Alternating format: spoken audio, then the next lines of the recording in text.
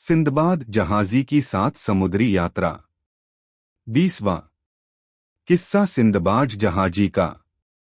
जब शहरजाद ने यह कहानी पूरी की तो शहरयार ने, जिसे सारी कहानियां बड़ी रोचक लगी थीं, पूछा कि तुम्हें कोई और कहानी भी आती हैं।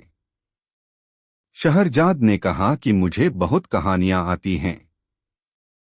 यह कहकर उसने सिंदबाद जहाजी की कहानी शुरू कर दी।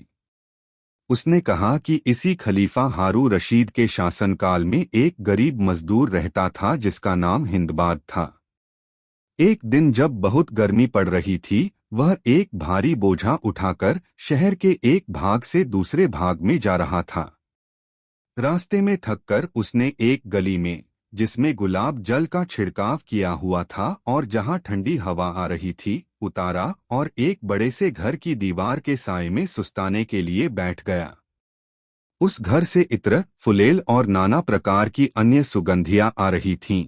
इसके साथ ही एक ओर से पक्षियों का मनोहर कलरव सुनाई दे रहा था और दूसरी ओर, जहां रसोई घर था, नाना प्रकार के व्यंजनों के पकने की सुगंध आ रही थी। उसने सोचा कि यह तो किसी बहुत बड़े आदमी का मकान मालूम होता है, जानना चाहिए कि किसका है। मकान के दरवाजे से कई सेवक आ जा रहे थे। मजदूर ने उनमें से एक से पूछा कि इस घर का स्वामी कौन है। सेवक ने कहा, बड़े आश्चर्य की बात है, तू बगदाद का निवासी है और इस घर के परम प्रसिद्ध मालिक को नहीं जानता। यह घर सिंदबाद जहाजी का है, जो लाखों बल्कि करोड़ों की संपत्ति का मालिक है। हिंदबाद ने यह सुनकर आकाश की ओर हाथ उठाए और कहा, हे संसार को उत्पन्न करने वाले और पालने वाले भगवान, यह क्या अन्याय है। एक यह सिंदबाद है जो रात दिन ऐश करता है, एक मैं हूँ हिंदबाद जो रात दिन जानतोड़ परिश्रम करके किसी प्रकार अपने स्त्री बच्चों का पेट पालता हूँ। यह और मैं दोनों मनुष्य हैं। क्या अंतर है? यह कहकर उसने जैसे भगवान पर अपना रोष प्रकट करने के लिए पृथ्वी पर पांव पटका और सिर हिलाकर निराशापूर्वक अपने दुर्भाग्य पर दुख करने लगा। इतने में उस विशाल भवन से एक सेवक निकला और उसकी बाह पकड़कर बोला, चल अंदर, हमारे मालिक सिंदबाद ने तुझे बुलाया है। हिंदबाद यह सुनकर बहुत डरा।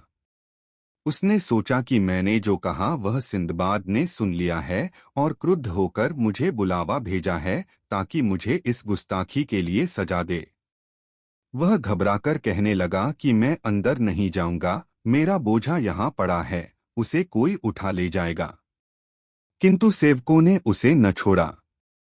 उन्होंने कहा कि तेरे बोझे को हम सुरक्षापूर्वक अंदर रख देंगे और तुझे भी कोई नुकसान नहीं होगा। हिंदबाद ने बहुत देर तक सेवकों से वाद विवाद किया, किंतु उसका कोई फल न निकला और अंततः उसे उनके साथ महल के अंदर जाना ही पड़ा। सेवक हिंदबाद को कई आंगनों से होता हुआ एक बड़ी दालान में ले गया जहां बहुत से लोग भोजन करने के लिए बैठे थे। नाना प्रकार के व्यंजन वहां रखे थे और इन सब के बीच में एक शानदार अमीर आदमी, जिसकी सफेद दाढ़ी छाती तक लटकी थी, बैठा था। उसके पीछे सेवकों का पूरा समूह हाथ बांधे खड़ा था। हिंदबाद यह ऐश्वर्य देखकर घबरा गया। उसने झुककर अमीर को सलाम किया। सिंदबाद ने उसके फटे और मैले कपड़ों पर ध्यान न दिया और प्रसन्नतापूर्वक उसके सलाम का जवाब दिया और अपनी दाहिनी ओर बिठाकर उसे सामने अपने हाथ से उठाकर स्वादिष्ट खाद्य और मदिरा पात्र रखा। जब सिंदबाद ने देखा कि सभी उपस्थित जन भोजन कर चुके हैं, तो उसने हिंदबाद की ओर फिर ध्यान दिया। बगदाद में जब किसी का सम्मानपूर्वक उद्बोधन करना होता था तो उसे अरबी कहते थे। सिंदबाद ने हिंदबाद से कहा, अरबी, तुम्हारा नाम क्या है? मैं और यहाँ उपस्थित अन्य जन तुम्हारी यहाँ पर उपस्थिति से अति प्रसन्न हैं। अब मैं चाहता हूं कि तुम्हारे मुंह से फिर वे बातें सुनूं जो तुमने गली में बैठे हुए कही थीं। सिंदबाद जहां बैठा था वह भाग गली से लगा हुआ था और खुली खिड़की से उसने वह सब कुछ सुन लिया था जो हिंदबाद ने रोष की दशा में कहा था। हिंदबाद ने लज्जा से सिर नीचा कर लिया और कहा, सरकार, उस समय मैं थकान और गर्मी के कारण आपे में नहीं था। मेरे मुंह से ऐसी दशा में कुछ अनुचित बातें निकल गई थीं। इस सभा में उन्हें दोहराने की गुस्ताखी मैं नहीं करना चाहता। आप कृपया मेरी उस उद्दंडता को क्षमा कर दें। सिंदबाद ने कहा, भाई, मैं कोई अत्याचारी नहीं हूं जो किसी की कुछ बातों के कारण ही उसकी हानि करूं। मुझे तुम्हारी बातों पर क्रोध नहीं बल्कि दया ही आई थी और तुम्हारी दशा देखकर और भी दुख हुआ। लेकिन मेरे भाई, तुमने गली में बैठकर जो कहा उससे तुम्हारा अज्ञान ही प्रकट होता है। तुम समझते हो कि यह धन दौलत और यह ऐश आराम मुझे बगैर कुछ किए धरे ही मिल गया है। ऐसी बात नहीं है। मैंने संसार में जितनी विपत्तियां पड़ सकती हैं, लगभग सभी झेली हैं। इसके बाद ही भगवान ने मुझे आराम की यह सामग्री दी है। यह कहकर सिंदबाद ने दूसरे मेहमानों से कहा, मुझ पर विगत वर्षों में बड़ी बड़ी मुसीबतें आईं और बड़े विचित्र अनुभव हुए। मेरी कहानी सुनकर आप लोगों को घोर आश्चर्य होगा।